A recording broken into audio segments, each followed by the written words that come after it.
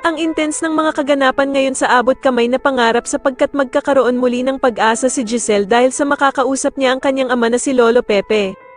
Dito nga ay makakagawa ng paraan si Don Pepe na makatawag kay Giselle kaya naman ay agad niyang sasabihin ang kanyang lugar kung saan siya naroon.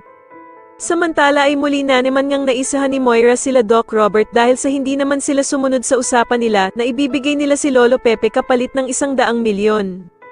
Sobrang manginginig naman sa galit itong si Giselle nang puntahan nila ang basurahan at hindi nga nila nakita doon ang ama nilang si Lolo Pepe at halos himatayin nga ito sa sobrang sama ng loob at hindi nga daw niya kayang mawala ang kanyang ama.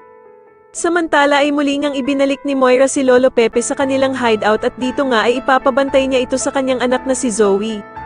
Hindi naman kakayanin ni Zoe ang iuutos ng kanyang ina na si Moira, na kung magtatangka nga daw na tumakas si Don Pepe, ay huwag siyang mag-aalinlangan na barilin ito at sasagutin naman siya ni Zoe na hindi niya daw ito kayang gawin sa kanyang Lolo Pepe. Subalit sasabihin ni Moira na isipin daw nito ang mangyayari kapag nakatakas si Lolo Pepe dahil sigurado nga daw na masisira ang buhay nilang mag-ina.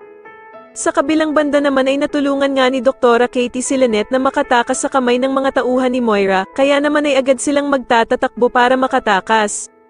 Ngunit sa kasamaang palad nga ay mahuhuli pa din sila nito at mababaril naman ang guard na hiningian nila ng tulong para sana iligtas sila. At dito nga sa sobrang takot nila ay magkakahiwa-hiwalay sila at maiiwan naman itong si Lynette na nakatago sa gilid ng sasakyan.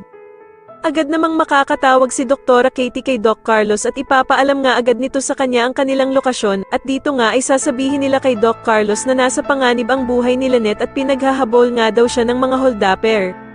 Kaya naman ay agad na pupuntahan ni Doc Carlos sila Lynette upang tulungan sila sa kamay ng mga holdapper.